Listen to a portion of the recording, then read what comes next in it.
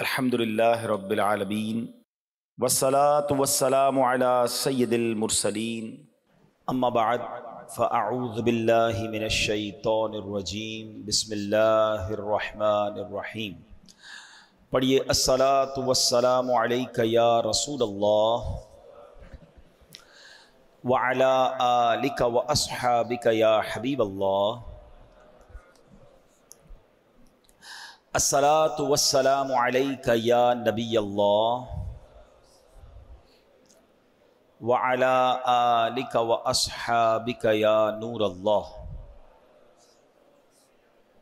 درود پاک پڑھنے کے بے شمار فضائل و برکات ہیں۔ سرکار دو عالم نور مجسم صلی اللہ تعالیٰ علیہ وسلم کا فرمان ہے، من صلی علی یوم الجمعۃ 200 صلاۃ، جس نے مجھ پر جمعہ کے دن 200 بار درود پاک پڑھا، غفر لہ ذنب 200 عام، اس کے 200 سال کے گناہ معاف ہو جائیں گے۔ صلو علی الحبیب صلی اللہ تعالی علی محمد صلی اللہ علیہ وسلم۔ قرآن پاک کی کچھ آیتیں اور ان آیتوں کا ترجمہ اور پھر اس کے تحت کچھ باتیں سیکھتے ہیں۔ آج قرآن پاک کی ایک آیت کو ہم سنیں گے، پارہ نمبر 21 ہے، سورہ احزاب ہے اور آیت نمبر ہے 23۔ لیکن اس آیت میں ایک شاندار عظیم شخصیت اور اس شخصیت کی زندگی میں ہونے والا ایک دردناک واقعہ، اس کو بھی جانیں گے، کیونکہ 18 ذوالحجہ حضرت سیدنا عثمان غنی رضی اللہ تعالیٰ عنہ خلیفۃ المسلمین امیر المؤمنین عثمان با حیا رضی اللہ تعالیٰ عنہ کا یوم شہادت ہے۔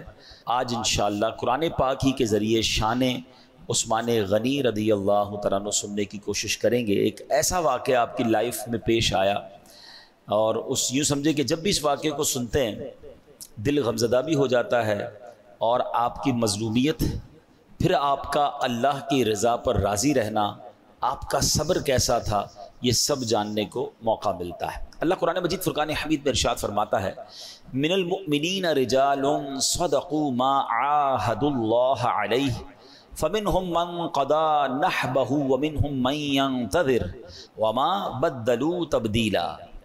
ترجمہ کنز العرفان، مسلمانوں میں کچھ وہ مرد ہیں جنہوں نے اس عہد کو، یعنی اس وعدے کو سچا کر دکھایا جو انہوں نے اللہ سے کیا تھا۔ تو ان میں کوئی اپنی منت پوری کر چکا اور کوئی ابھی انتظار کر رہا ہے، اور وہ بالکل نہ بدلے۔ سبحان اللہ۔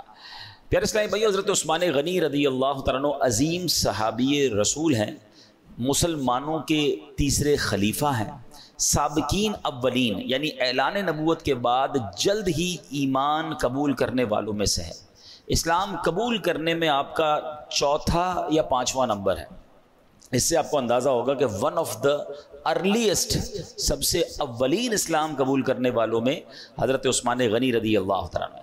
عشرہ مبشرہ، یعنی جو جن 10 صحابہ کو جنت کی خوشخبری نبی پاک نے اپنی زبان مبارک سے عطا فرمائی، اعلیٰ حضرت ان کے بارے میں کہتے ہیں نا، وہ 10 جن کو جنت کا مژدہ ملا، یعنی وہ 10 شخصیات جن کو جنت کی خوشخبری ملی، وہ 10 جن کو جنت کا مژدہ ملا، اس مبارک جماعت پہ لاکھوں سلام۔ حضرت عثمان غنی از ون آف دیم۔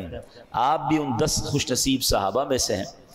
اچھا، پھر نبی پاک علیہ الصلوۃ والسلام کا ان پر اعتماد دیکھیں کہ پیارے آقا علیہ الصلوۃ والسلام نے ایک کے بعد اپنی دوسری صاحبزادی کا نکاح حضرت عثمان غنی رضی اللہ تعالیٰ عنہ سے کیا، یعنی کسی بھی نبی کی، صرف نبی پاک کی نہیں، کائنات میں is one and only in all universe, پوری دنیا میں کوئی ایک بندہ ایسا نہیں ہے حضرت عثمان غنی رضی اللہ تعالیٰ عنہ کے علاوہ کہ جن کے نکاح میں کسی بھی نبی کی 2 بیٹیاں آئی ہوں۔ یہ صرف اور صرف اعزاز ملا ہے حضرت عثمان غنی رضی اللہ تعالی عنہ کو۔ اچھا، یہاں اس میں بڑے اعتماد کی بات بھی پتہ چلتی ہے۔ جو بڑی عمر کے لوگ بیٹھے ہیں اور جن کی بچیاں جوان ہو جائیں، میری بات جلدی وہ سمجھیں گے، یا بڑے بھائی ہیں جنہوں نے اپنی بہنوں کا رشتہ کیا ہوگا، کہ بہن کا رشتہ کرنا یا اپنی بیٹی کا رشتہ کرتے ہوئے والد کو بڑی فکر ہوتی ہے، بھائی کو یہ بڑی فکر ہوتی ہے کہ کسی اچھے گھرانے میں کسی اچھے شخص کے یہاں رشتہ ہو جائے۔ اچھا، یہ ایک ایسا زندگی کا یوں سمجھے رسک ہے، یہ ایک ایسا فیصلہ ہے جو شادی کے بعد ہی پتہ چلتا ہے۔ کوئی بندہ ایسا نہیں ہوتا ہوگا کہ جو اپنی بیٹی کا رشتہ غلط آدمی سے کرے، اپنے طور پر اس نے چیک کر ہی لیا ہوتا ہے، لیکن کہتے ہیں نا لفافہ کھلنے کے بعد ہی پتہ چلتا ہے کہ اندر سے کیا نکلا ہے۔ یہ شادی کے جتنے بھی جھگڑے ہیں جو شادی کے بعد معاذ اللہ طلاقیں ہو جاتی ہیں یا ظلم زیادتی کی داستانیں ہم سنتے ہیں، ایسا نہیں ہر جگہ مرد ہی غلط ہو، عورت کی بھی غلطی ہوتی ہے، لیکن دونوں خاندان اپنے طور پر پوری انکوائری نارملی کر لیتے ہیں۔ بہت کم لوگ ہوں گے جو نہیں کرتے، لیکن پتہ نہیں کیا ہوتا ہے کہ اس سے پہلے اتنے اچھے طریقے سے لوگ مل رہے ہوتے ہیں، اتنا پیار سے مل رہے ہوتے ہیں، جب بھی ملیں بڑے بااخلاق ہوتے ہیں، اور شادی کے بعد اصل کہانی کھلتی ہے کہ بھائی اندر سے نکلا کیا۔ تو یہ one of the biggest risk of the life ہوتا ہے۔ اللہ پاک سب کے رشتوں میں خوشیاں عطا فرمائے، جن کے رشتے ہونے اللہ ان کو ایک بہت ہی نیک صورت نیک سیرت پارٹنر عطا فرمائے، لائف خوشگوار گزرے۔ لیکن یہ ہوتا ہے، لیکن ایک باپ اپنی بیٹی کا کہیں رشتہ کرے اور اس بیٹی کا انتقال ہو جائے، اب وہی والد اپنی دوسری بیٹی جس گھر میں دے اسی گھر میں دے، تو آپ سوچیں کہ پہلی بیٹی کے ساتھ کتنا شاندار ایکسپیرینس ہوا ہوگا، کتنا شاندار برتاؤ انہوں نے کیا ہوگا کہ اپنی دوسری بیٹی بھی اگر بندہ اسی کے گھر میں دے دے۔ تو حضرت عثمان غنی رضی اللہ تعالیٰ عنہ کی یہاں پر کتنی بڑی شان ہے کہ سرکار دو عالم علیہ الصلوۃ والسلام کی ایک صاحبزادی جب حضرت عثمان غنی رضی اللہ تعالیٰ عنہ کے نکاح میں جاتی ہیں تو نبی پاک علیہ السلام ان کا انتقال ہو جاتا ہے، پھر پیارے آقا علیہ السلام اپنی دوسری بیٹی ان کے نکاح میں دیتے ہیں، اور اس طرح کا فرمان بھی ملتا ہے جس کا مضمون ہے کہ میری 40 بیٹیاں ہوتی اور ایک کے بعد، یعنی یہ یاد رہے کہ ایک وقت میں 2 بہنیں کسی کے نکاح میں نہیں آ سکتی، ٹھیک ہے، یہ جائز نہیں ہے، مگر ایک کے بعد ایک کا انتقال ہو اور دوسری بیٹی دی جائے تو آپ فرماتے ایک کے بعد مجھے ایک ایک کر کے 40 بیٹیاں دینی پڑتی تو میں عثمان غنی کے نکاح میں دیتا۔ تو یہ انداز، یہ محبت، یہ پیار، تو یہ ہمیں سمجھ آتا ہے کہ کیا عظیم شخصیت تھے حضرت عثمان غنی رضی اللہ تعالیٰ عنہ، اور سبحان اللہ اسی مبارک وصف جو دنیا میں کسی اور کو حاصل نہیں ہے، اس لیے ان کو کیا کہا جاتا ہے؟ ذو النورین۔ کیا کہا جاتا ہے؟ اچھا، یہ ایسا مشہور لقب ہے نا، آپ صرف پاکستان میں نہیں، آپ افریقہ میں جا کے کسی مسلمان سے پوچھیں ذو النورین کون ہے، کسی عربی سے پوچھیں، کسی انڈونیشین سے پوچھیں، all around the world everybody knows him as ذو النورین۔ سبحان اللہ، ذو النورین کا مطلب ہے 2 نور والا، ٹھیک ہے۔ اور اعلیٰ حضرت امام اہل سنت بڑی پیاری بات لکھتے ہیں، آپ فرماتے ہیں نور کی سرکار سے پایا دوشالہ نور کا، نور کی سرکار سے، یعنی نبی پاک کے دربار سے دوشالہ یعنی 2 چادریں نور کی آپ کو ملی ہیں۔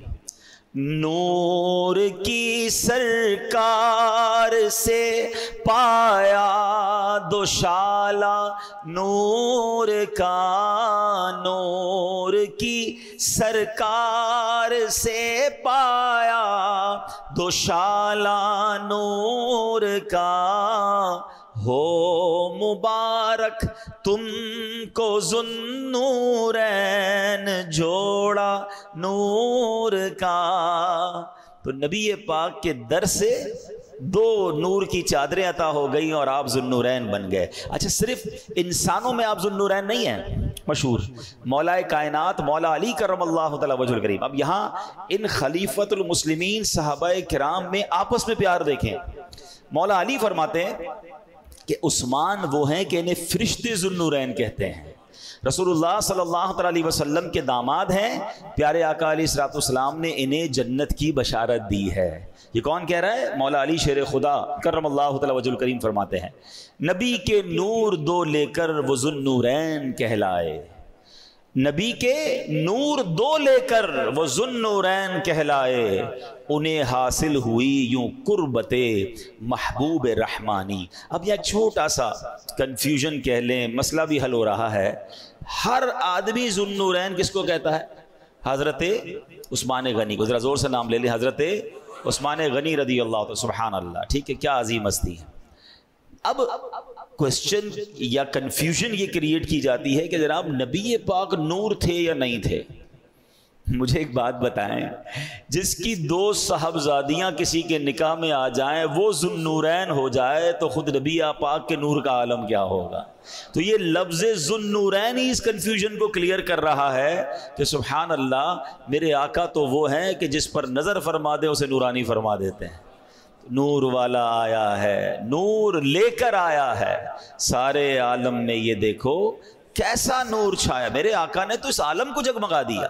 تو نبی پاک الحمدللہ اللہ کی عطا سے ہیں وہ نور والے ہیں کہ سبحان اللہ سارے عالم کو آپ نے جگمگایا، سبحان اللہ۔ اب چلتے ہیں حضرت عثمان غنی رضی اللہ تعالیٰ عنہ نے کتنے سال خلافت کی۔ آپ حضرت عمر فاروق اعظم رضی اللہ تعالیٰ کی جب شہادت ہوئی، حضرت عمر فاروق اعظم مسلمانوں کے دوسرے خلیفہ، سب سے پہلے کون تھے؟ حضرت ابو بکر صدیق رضی اللہ تعالیٰ، پھر حضرت عمر فاروق۔ حضرت عمر فاروق کی جب شہادت ہوئی تو مسلمانوں کی اکثریت رائے نے یہ مشورہ کیا اور حضرت عثمان غنی خلیفہ مقرر ہوئے۔ 12 سال تک آپ امیر المومنین یعنی خلیفۃ المسلمین رہے۔ 18 ذوالحجہ 35 سنہ ہجری کو کئی دن بھوکے پیاسے رہ کر نہایت مظلومیت کے ساتھ آپ شہید کیے گئے۔ حضرت عثمان غنی رضی اللہ تعالیٰ کی شہادت جو ہے وہ تاریخ اسلام کا ایک بہت ہی افسوسناک سانحہ ہے۔ یہ اصل میں قدرت کا ایک راز تھا۔ ہاں، جو میں نے قرآن پاک کی آیت پڑھی ہے نا، اب آپ کو میں سمجھاؤں گا، یہ قدرت کا ایک راز تھا جو ہو کر رہنا تھا۔ پچھلی آسمانی کتابوں میں بھی یہ ذکر موجود تھا اور پیارے آقا علیہ السلام نے کئی بار غیب کی خبر دیتے ہوئے بتا دیا تھا کہ حضرت عثمان غنی جو ہے وہ شہید ہوں گے۔ اور حضرت عثمان غنی رضی اللہ تعالیٰ کی شہادت تاریخ اسلام کا وہ پہلا موقع تھا کہ جب مسلمانوں کا اتحاد ٹوٹا۔ ایک غیر مسلم تھا، یہ اس کی سازش تھی، اور اسی سازش کے نتیجے میں مصر کے کچھ لوگوں نے بغاوت کی، حضرت عثمان غنی رضی اللہ تعالیٰ عنہ کے گھر کا گھیراؤ کیا۔ 40 دن تک آپ کو بھوکا پیاسا قید رکھا گیا، مظلومیت کے ساتھ شہید ہوئے۔ آپ کی شہادت سے ہمیں بہت کچھ سیکھنے کو ملتا ہے۔ ہم نے جو پارہ 21 کی سورہ احزاب کی 23ویں آیت سننے کی جو ہم نے سعادت پائی ہے، اب ذرا اس آیت کو ایلوبریٹ کرتے ہیں، مزید سمجھتے ہیں۔ آیت کریمہ کی ذرا مختصر وضاحت سنیے گا۔ من المؤمنین رجال صدقوا، مسلمانوں میں کچھ مرد وہ ہیں جنہوں نے سچا کر دکھایا۔ ما عاہد اللہ علیہ، کیا سچا کر دکھایا؟ اس وعدے کو، اس عہد کو جو انہوں نے اللہ سے کیا تھا۔ علماء تفسیر فرماتے ہیں کہ حضرت عثمان غنی، حضرت طلحہ، حضرت سعد بن زید، سیدنا امیر حمزہ رضی اللہ تعالیٰ اور حضرت مصعب بن عمیر اور دیگر صحابہ کرام نے اپنے آپ پر یہ وعدہ لے لیا تھا، عہد کیا تھا کہ ہم نبی پاک علیہ السلام کے ساتھ آخر وقت تک رہیں گے، ان کی بات، ان کو فالو کریں گے، ان کا ساتھ دیں گے یہاں تک کہ ہم شہید کر دیے جائیں۔ تو چنانچہ یہ اپنے وعدے پر آخری وقت تک قائم رہے۔ اللہ فرماتا ہے فَمِنْهُمْ مَنْ قَضَى نَحْبَهُ، تو ان میں کوئی اپنی منت پوری کر چکا، یعنی حضرت امیر حمزہ، حضرت مصعب بن عمیر رضی اللہ تعالیٰ عنہ یہ شہادت کا رتبہ پا چکے تھے، اپنا وعدہ پورا کر دیا، منت ان کی پوری ہو گئی۔ اور آگے قرآن کہتا ہے وَمِنْهُمْ مَنْ يَنْتَظِرُ وَمَا بَدَّلُوا تَبْدِيلًا، اور کوئی ابھی انتظار کر رہا ہے اور بالکل نہ بدلے۔ تو حضرت عثمان غنی اور حضرت طلحہ رضی اللہ تعالیٰ عنہ وہ تھے جو اس رتبہ شہادت کے انتظار میں ہیں، اور یہ سب وہ صحابی ہیں جو اپنے وعدے سے بالکل نہیں بدلے۔ سبحان اللہ، یعنی یہ قدرت کی طرف سے ہونا تھا، اور یہ منتظر تھے شہادت کے لیے، کیونکہ نبی پاک کی زبانی بھی سن چکے تھے، اپنے آپ سے بھی وعدہ لے لیا تھا، موت سے ڈرنے والے تھے نہیں، اور شہادت کا مرتبہ مل جائے تو سبحان اللہ۔ روایتوں میں آتا ہے کہ نبی پاک علیہ السلام ایک بار احد پہاڑ تشریف لے گئے۔ آپ میں سے جو مدینے پاک گئے ہیں انہوں نے احد پہاڑ ضرور دیکھا ہوگا، اور جو نہیں گئے میں دعا کرتا ہوں اللہ پاک ہم سب کو جلدی جلدی مدینے کی حاضری عطا فرمائے، بلکہ جو گئے ہیں اللہ انہیں بھی عطا فرمائے، کیونکہ جو ہو کر آتا ہے اسے اور محبت بڑھ جاتی ہے۔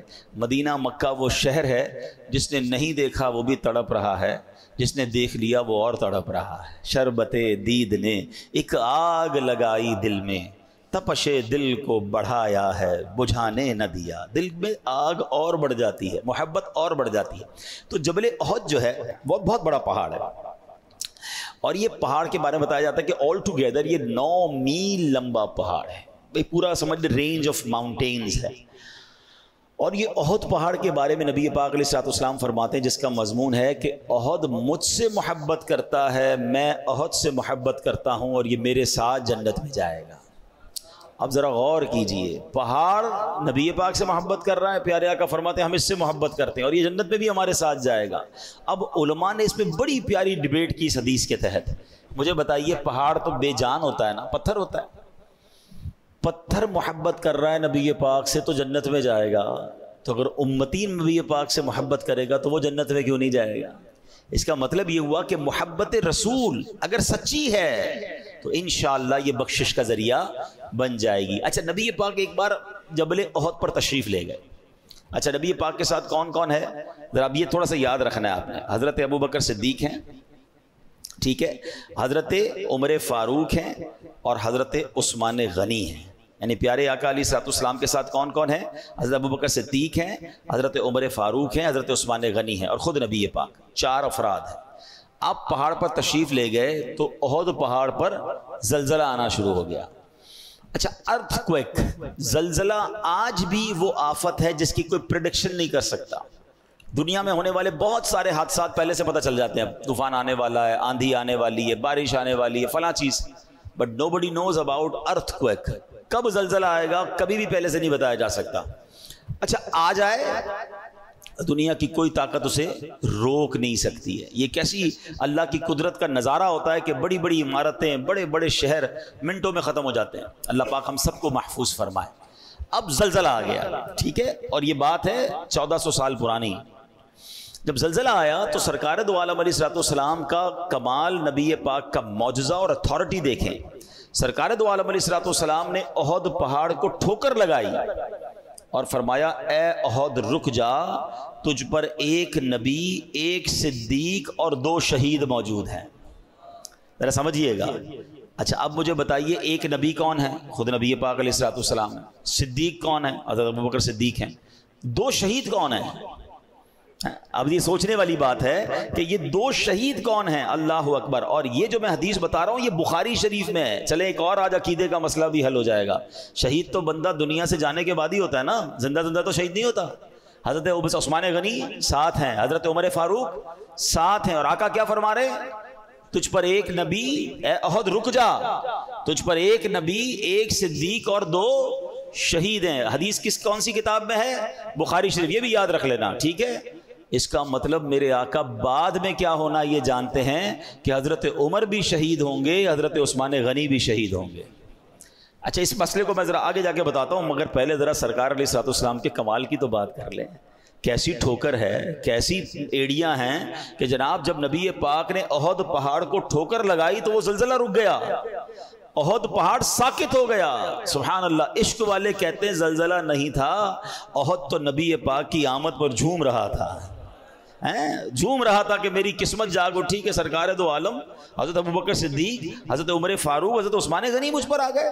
مگر سائنٹیفکلی ہم کیا کہیں گے؟ جناب زلزلہ تھا اور نبی پاک کی ٹھوکر سے رک گیا۔ آئے ہائے، سرکار دو عالم علیہ الصلوۃ والسلام ایسا معجزہ دکھائیں اور سیدی اعلیٰ حضرت کا قلم خاموش رہ جائے۔ آپ کہتے ہیں ایک ٹھوکر سے احد کا زلزلہ جاتا رہا، ایک ٹھوکر سے احد کا زلزلہ جاتا رہا، رکھتی ہیں کتنا وقار اللہ اکبر ایڑیاں۔ یعنی نبی پاک کی ان مبارک ایڑیوں کی شان تو دیکھیں کہ آقا ٹھوکر لگاتے ہیں اور احد کا زلزلہ رک جاتا ہے۔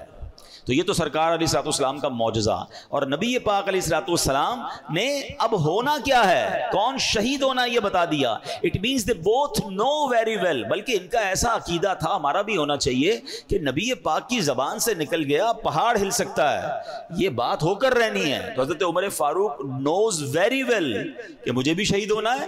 حضرت عثمان غنی، اچھا حضرت عثمان غنی کو تو ایک اور جگہ بھی نبی پاک نے کس طرح مزید بتایا، یہ بھی حدیث سن لیجیے۔ حضرت ابو موسیٰ اشعری رضی اللہ تعالیٰ عنہ فرماتے ہیں کہ ہم مدینے کے باغوں میں سے ایک باغ میں تھے، پیارے آقا علیہ الصلوۃ والسلام کے ساتھ، دروازے پر دستک ہوئی، نبی پاک علیہ الصلوۃ والسلام نے فرمایا افتح لہ وبشرہ بالجنہ، دروازہ کھولو اور جو اس میں سے آئے اسے جنت کی بشارت دے دو، یعنی جو دروازے میں داخل ہو اسے جنت کی بشارت۔ اب یہ دیکھیں جنت کی بشارت کا مطلب سمجھتے ہیں آپ؟ یہ بھی نبی پاک کا ذرا علم غیب دیکھیے. جنت کی بشارت کا مطلب یہ ہے کہ جس کو پہلے تو دروازہ کھل کے کون آنے والا یہ پیارے آقا کو پتا ہے. اچھا جو آنے والا ہے اس کا خاتمہ ایمان پر ہوگا. میرا اور آپ کا خاتمہ ایمان پر ہوگا, ہمیں کنفرمیشن ہے کسی کے پاس؟ ہم دعا تو کرتے ہیں بٹ نوبڈی نوز, کوئی گارنٹی نہیں دے سکتا. مگر جنت کی بشارت کا مطلب یہ ہے کہ اس کا خاتمہ بھی ایمان پر ہوگا, یہ بھی معلوم ہے, اور اللہ کی رحمت سے انہیں جنت میں داخل کیا جائے گا, یہ بھی معلوم ہے. تو کتنا کچھ معلوم ہے. دروازہ کھولو, جو آ رہا ہے اسے جنت کی بشارت دو. حضرت ابو موسیٰ اشعری کہتے ہیں دروازہ کھولا تو صدیق اکبر رضی اللہ تعالیٰ عنہ سامنے, ان کو جنت کی خوشخبری سنائی, انہوں نے اللہ پاک کا شکر ادا کیا. پھر دروازے پہ تھوڑی دیر بعد دستک ہوئی. ابو موسیٰ اشعری رضی اللہ تعالیٰ کہتے ہیں نبی پاک نے فرمایا دروازہ کھولو, جو آ رہا ہے اس کو جنت کی بشارت دے. دروازہ کھولا, حضرت عمر فاروق دروازے سے آ رہے ہیں, ان کو بھی خوشخبری دے دی کہ نبی پاک نے آپ کو جنت کی بشارت دی. انہوں نے بھی اللہ کا شکر ادا کیا, آ کے بیٹھ گئے.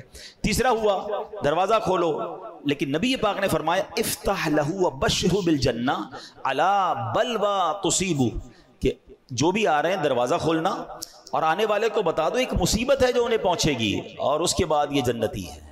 دروازہ کھولا تو وہ حضرت عثمان غنی رضی اللہ عنہ تھے. لک ایٹ دا نظر پاک آف رسول پاک علیہ الصلوۃ والسلام. ان کو یہ بھی پتا ہے دروازے کے پیچھے کون ہے, یہ بھی پتا ہے ان کے ساتھ کیا ہونا ہے, اور یہ بھی پتا ہے وہ جنتی ہیں, وہ شہید بھی ہوں گے, تکلیف بھی پہنچے گی اور جنت میں بھی جائیں گے. اللہ اکبر. حضرت عثمان غنی کو دروازہ کھولنے والے نے کہا حضور آپ کے لیے جنت کی بشارت تو ہے مگر ایک مصیبت بھی آپ کو پہنچے گی اس سے پہلے. کیا دل ہے, کیا جذبہ ہے, کیا صبر ہے. عثمان غنی رضی اللہ عنہ کہتے ہیں اچھا جناب پہلے یہ بھی چلو کنفرمیشن ہو, جو لوگ کہتے ہیں نا بات کیا کرو بھائی حدیث کی قرآن کی, یہ حدیث بھی بخاری شریف میں موجود ہے. دیکھیں کتنے سارے عقائد کے باب کھلتے چلے جا رہے ہیں کہ نبی پاک علیہ الصلوۃ والسلام کے پاس کون سی نالج تھی, نالج آف انسین تھی یا نہیں, علم غیب تھا کہ نہیں.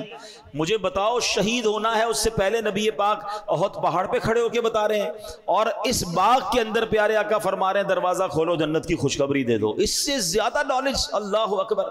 اور حضرت عثمان غنی کے ساتھ کچھ ہونا یہ بھی بتا دیا. سیدنا عثمان غنی رضی اللہ تعالیٰ عنہ وہ کیا کرتے ہیں جب ان کو یہ پتا چلا کہ ایک مصیبت بھی پہنچے گی اور میں شہید بھی ہو جاؤں گا, تو جنت کی خوشخبری ملنے پر اللہ کا شکر ادا کیا. اور مصیبت کے بارے میں کہتے ہیں اللہ المستعان, اللہ مددگار ہے, اگر مصیبت آنی ہے تو اللہ کی مدد سے میں اس میں بھی کامیاب ہو جاؤں. اچھا یہاں ایک اور بات سمجھنے والے, اچھا یہ تھوڑا سا میں ریلیٹ کروں گا کربلا والوں سے بھی. امام حسین رضی اللہ تعالیٰ عنہ ان کی شہادت کی خبر بھی بچپن سے بڑی مشہور تھی. نبی پاک کو بچپن میں فرشتوں نے آ کے بتا دیا تھا کہ یہ شہید ہوں گے. بی بی فاطمہ کو پتا تھا, مولا علی کو پتا تھا. یہاں بھی آپ نے سمجھ لیا کہ حضرت عثمان غنی کو بھی پتا تھا, حضرت عمر فاروق کو بھی پتا تھا آپ شہید ہوں گے. نہ کربلا والوں نے اور نہ حضرت عمر فاروق حضرت عثمان غنی نے کبھی نبی پاک سے کہا ہو کہ حضور آپ کی دعائیں تو رب قبول فرماتا ہے, آپ تو اللہ کے حبیب ہیں, دعا کر دیں. بی بی فاطمہ کہتی کہ حضور دعا کریں آپ کے نواسے حسین کو شہید نہ کیا جائے. مولا علی کہتے ہیں حضور اتنا پیار کرتے ہیں حسین سے, آپ ان بچوں کو اپنے کاندھوں پر سواری کرتے ہیں, اللہ سے دعا کریں کربلا کے میدان میں بھوکا پیاسا انہیں شہید نہ کیا جائے. حضرت عمر فاروق کہتے ہیں نبی پاک سے, حضرت عثمان غنی کہتے ہیں حضور آپ نے کہا تھا ہم شہید ہوں گے, آپ کرم کر دیں ہمیں اس مصیبت سے بچا لیں. نہیں, یہ بڑی کمال کی بات ہے. ان کے پاس سرکار دو عالم علیہ الصلوۃ والسلام تھے. منڈو بڑی آسک, کسی نے نہیں کہا سرکار دو عالم علیہ الصلوۃ والسلام سے. کیوں؟ وہ سب امتحان کے لیے راضی تھے, وہ سب امتحان کے لیے پریپئر تھے. انہیں خوشی تھی, اس امتحان کی بھی خوشی تھی کہ اگر رب اسی میں راضی ہے تو ہم رب کی امتحان میں راضی ہیں, ہم اس آزمائش میں راضی ہیں. یہ سیکھنے والی باتیں ان واقعات سے حضرت عثمان غنی کو معلوم تھا.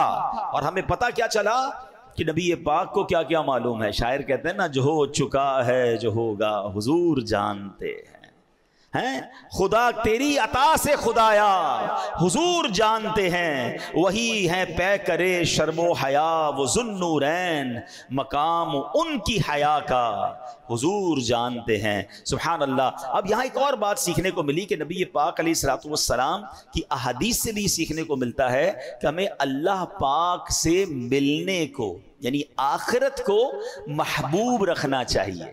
ہم تو موت سے ڈرتے ہیں نا, نیک لوگ نہیں ڈرتے, اللہ والے نہیں ڈرتے. حدیث پاک سنیے, من احب لقاء اللہ احب اللہ لقاءہ, جو اللہ پاک سے ملاقات کا شوق رکھتا ہے اللہ پاک بھی اس کی ملاقات کو پسند فرماتا ہے. ہائے ہائے، اللہ ایسا شوق دے کہ رب سے ملاقات کا شوق ہو جائے۔ دنیا میں اتنا غرق ہو جاتے ہیں کہ مرنے سے ڈر لگ رہا ہوتا ہے لوگوں کو، ارے سب چھوٹ جائے گا، ساری لگژری چلی جائیں گی، ساری چیزیں چلی جائیں گی، مرنا پھر بھی ہے۔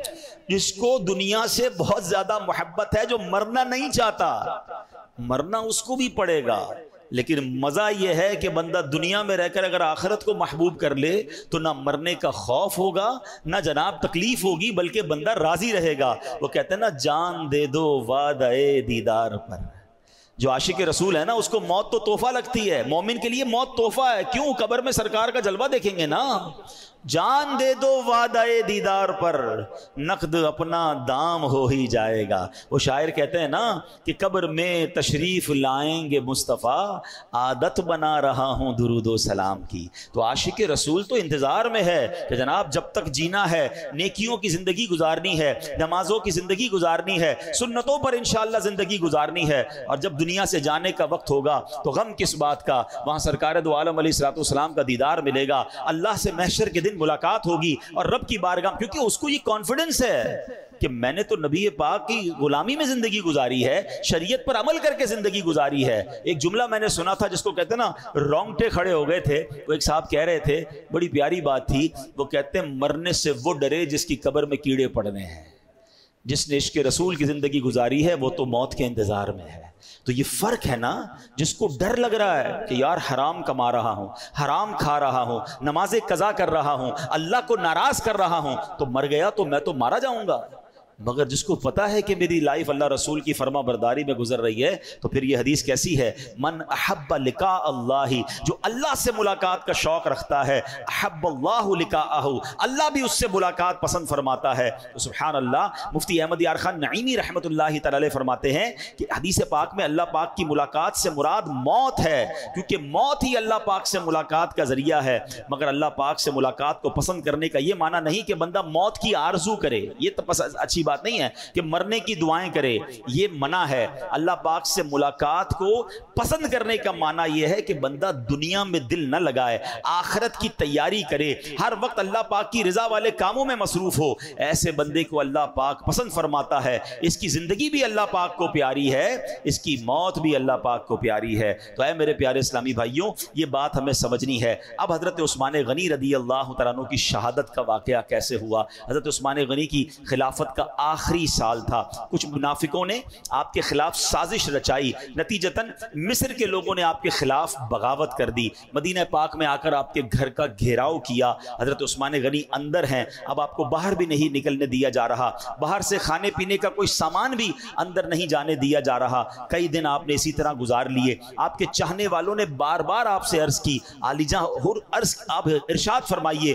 ان باغیوں کو کچھ دیر میں ہم ہٹا دیں گے، مگر آپ کا ایک ہی وعدہ تھا کہ نبی پاک علیہ الصلوۃ والسلام نے مجھ سے وعدہ فرمایا ہے، میں اس پر صبر کرتا رہوں گا۔ کچھ راز کی باتیں تھیں جو نبی پاک نے حضرت عثمان غنی سے فرمائی تھی۔ آپ نے اپنی شہادت قبول کی، مدینہ منورہ کی سرزمین پر خون ریزی کو پسند نہیں فرمایا۔ حضرت عثمان غنی کے پاس حضرت امام حسن بھی آئے، مولا علی نے بھی پیغام بھجوایا، آپ حکم دیں ہم ان سب باغیوں کو تہس نہس کر کے رکھ دیں گے، مگر آپ نے سب کو منع کیا، بلکہ یہاں تک کہا کہ اگر آپ نے لڑائی بھی کی، آپ نے تلوار بھی اٹھائی، مدینے میں خون بھی بہایا، شہادت پھر بھی میری ہونی ہے، کیونکہ یہ قدرت کا فیصلہ ہے اور میں اس کے لیے راضی ہوں۔ اللہ اکبر۔ آپ اطمینان سے نمازیں پڑھتے رہے، اطمینان سے تلاوت قرآن کرتے رہے، اور سبحان اللہ آپ نے اسی طرح اپنی جان اللہ کے سپرد کر دی۔ داتا گنج بخش علی حجویری رحمۃ اللہ تعالی علیہ حضرت عثمان غنی کی اس ادا کو کس طرح ایلوبریٹ کرتے ہیں، کس طرح سمجھاتے ہیں۔ آپ فرماتے ہیں کہ جب محاصرہ چل رہا تھا، باغی باہر کھڑے تھے، حضرت حسن مجتبی امام حسن نبی پاک کے نواسے رضی اللہ تعالیٰ عنہ حضرت عثمان غنی کے پاس آ کر کہا کہ امیر المومنین ہمیں اجازت دیجئے۔ آپ نے اجازت نہیں دی، کہا ہے بھتیجے گھر جائیے، آرام کیجئے، تقدیر کا لکھا غالب آ جائے گا اور ہمیں خون بہانے کی حاجت نہیں ہے۔ حضرت داتا گنج بخش حضرت عثمان غنی کی صدا کو لکھنے کے بعد کہتے ہیں کہ یہ جو سیرت کا پہلو ہے نا، یہ حضرت ابراہیم علیہ نبینا علیہ الصلوۃ والسلام سے بڑا مشابہ ہے۔ جب حضرت ابراہیم کو آگ میں ڈالا جا رہا تھا، فرشتے آئے تھے اور کہا تھا حکم فرمائیں، ہم آگ بجھا دیتے ہیں، ہم بارش برسا کر آگ بجھاتے ہیں، ہوا کا فرشتہ آیا کہ ہوا چلا کر آگ بجھاتے ہیں۔ حضرت ابراہیم کا ایک ہی جواب تھا کہ میں رب کی رضا پر راضی ہوں، اگر میرے رب نے بچانا ہے تو وہ بچا لے گا، ورنہ میں اس دکھ اور اس پریشانی کے لیے بھی تیار ہوں۔ حضرت داتا گنج بخش فرماتے ہیں حضرت ابراہیم علیہ السلام کے اس کردار کی کیسی جھلک حضرت عثمان غنی میں ہے کہ ان کو بھی صحابہ آ کر کہہ رہے ہیں آپ ہمیں حکم دیجئے۔ آپ نے کہا نہیں، مدینے میں خون نہیں بہانا ہے، اگر رب کی رضا یہ ہے تو میں اس رضا پر راضی ہوں، اور آپ نے شہادت قبول فرما لی۔ تو سبحان اللہ، یہ اللہ کی رضا پر جو ہے وہ راضی رہنا یہ حضرت عثمان غنی کی سیرت سے ملتا ہے۔ حضرت عثمان غنی وہ عظیم ہستی ہیں کہ جن کے بارے میں نبی پاک علیہ السلام نے فرمایا انا نشبہ عثمان بابینا ابراہیم، فرمایا بے شک ہم عثمان کو اپنے والد ابراہیم علیہ السلام کے مشابہ سمجھتے ہیں۔ نبی پاک نے پہلے ہی فرما دیا تھا کہ جس طرح حضرت ابراہیم کا صبر تھا، جس طرح انہوں نے آگ میں جانے کو پسند فرمایا اور رب کی رضا پر راضی رہے، عثمان غنی رضی اللہ تعالیٰ عنہ نے بھی یہ شہادت کو اسی طرح قبول فرمایا۔ اے میرے پیارے اسلامی بھائیوں، داتا گنج بخش علی اجمیری فرماتے ہیں کہ مشائخ طریقت یعنی بڑے بڑے اولیاء کرام نے 3 چیزیں، کون کون سی؟ ہدیہ مال و جان، یعنی اللہ پاک کے نام پر جان قربان کرنا۔ نمبر 2 تسلیم امور، یعنی اللہ پاک کی لکھی ہوئی تقدیر پر راضی ہو جانا، اور نمبر 3 اخلاص، یعنی ہمیشہ اللہ کے لیے اللہ کی رضا کا طلبگار رہنا۔ یہ 3 خاص اوصاف بڑے بڑے اولیاء کرام نے حضرت عثمان غنی رضی اللہ تعالیٰ عنہ سے سیکھے ہیں۔ تو سبحان اللہ، ایسی عظیم ہستی ہیں۔ اب یہاں ہمیں آخر میں سبق یہ لینا ہے، 40 دن کا محاصرہ ہے، بھوک پیاس ہے، اور جناب باہر تلوار لیے باغی کھڑے ہیں، مگر آپ انتہائی مشکل میں بھی صابر ہیں، نمازیں پڑھ رہے ہیں، تلاوت کر رہے ہیں، اللہ کی رضا پر راضی ہیں، اللہ سے ملاقات کے لیے راضی ہیں، شہادت کے لیے راضی ہیں، بلکہ قرآن کہتا ہے یہ تو منتظر ہیں کہ کب ہمیں شہادت نصیب ہو جائے۔